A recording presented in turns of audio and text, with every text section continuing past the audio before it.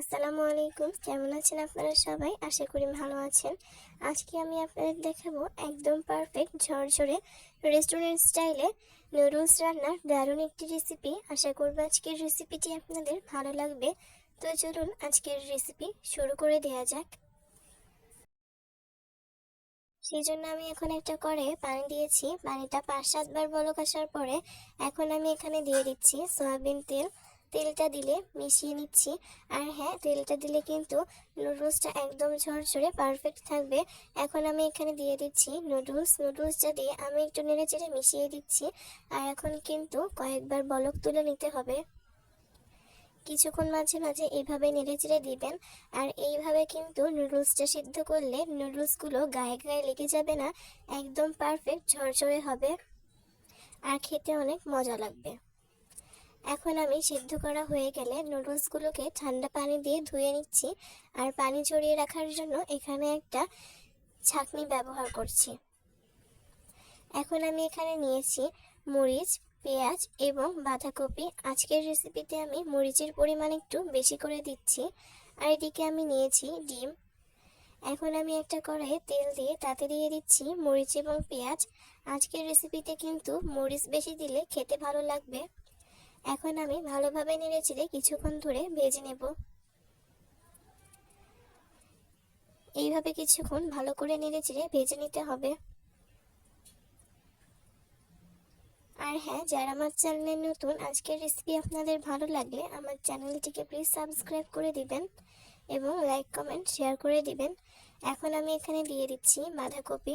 নুডলসে বাঁধাকপি দিলে কিন্তু খেতে ভালো লাগবে। এখন আমি বাঁধাকপি দিয়ে ভালোভাবে কিছুক্ষণ নেড়েচেড়ে মিশিয়ে ভেজে নিচ্ছি। আর এখন দিয়ে দিচ্ছি নুডলসে যে মশলাটা থাকে সেই মশলা, আর দিয়ে দিচ্ছি অল্প একটু লবণ। এই রেসিপিতে কিন্তু লবণের পরিমাণ বুঝে শুনে দিবেন। আর এখন দিয়ে দিচ্ছি ডিম। আর দিয়ে দিচ্ছি ম্যাগি মশলা। এখানে আমি 2 প্যাকেট ম্যাগি মশলা দিয়েছি। ম্যাগি মশলা দিলে নুডলসের স্বাদ কিন্তু অনেক বেশি ভালো লাগে। এই মশলাটা দিয়ে এখন আমি ভালোভাবে নেড়েচেড়ে কিছুক্ষণ ধরে মিশিয়ে নিচ্ছি।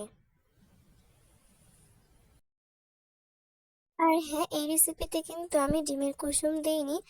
ডিমের 3টা কুসুম আমি তুলে রেখেছি অন্য একটা রেসিপি তৈরি করার জন্য। খুব শীঘ্রই রেসিপি আমি দিয়ে দেবো ইনশাল্লাহ। এখন এখানে দিয়ে দিচ্ছি সয়া সস।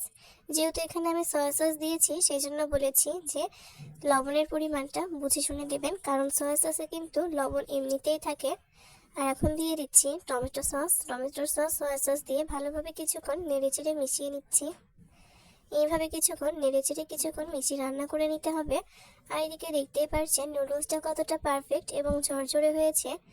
এইভাবে কিন্তু সিদ্ধ করলে নুডলসটা এরকম পারফেক্ট এবং ঝরঝরে হবে। এখন আমি এখানে দিয়ে দিচ্ছি নুডলস। আমি এখন সবগুলো নুডলস একে একে দিয়ে দিচ্ছি।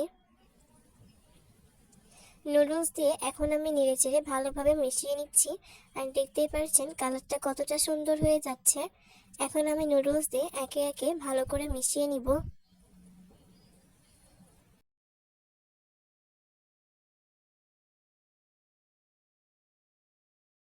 তো আমি কিন্তু ভালোভাবে নেড়েচেড়ে মিশিয়ে নিয়েছি। আর দেখতেই পারছেন নুডলসটার কালারটা কতটা সুন্দর এসেছে। আর বাঁধাকপি দেওয়ার কারণে কিন্তু নুডলসটার স্বাদ এমনিতেই অনেক বেশি বেড়ে যাবে। আর কিছুক্ষণ রান্না করেই কিন্তু আমি নামিয়ে নিব। রান্নাটা প্রায় শেষের দিকে। আর এই তো কিছুক্ষণের মধ্যে রান্না করে আমি নামিয়ে নিয়েছি। এইভাবে একদম সহজ পদ্ধতিতে নুডলস রান্না করলে কিন্তু খেতে অনেক বেশি মজা লাগবে।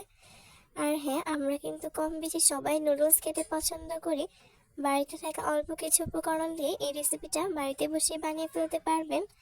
অনেক বেশি লোভনীয় এবং অনেক বেশি মজাদার হবে। খেতে কিন্তু অনেক বেশি ভালো লাগবে। যারা আমার এই রেসিপিটি ফেসবুক পেজ থেকে দেখছেন তারা কিন্তু চাইলে পেজটিকে ফলো দিয়ে রাখতে পারেন এবং আমার পাশে থাকতে পারেন।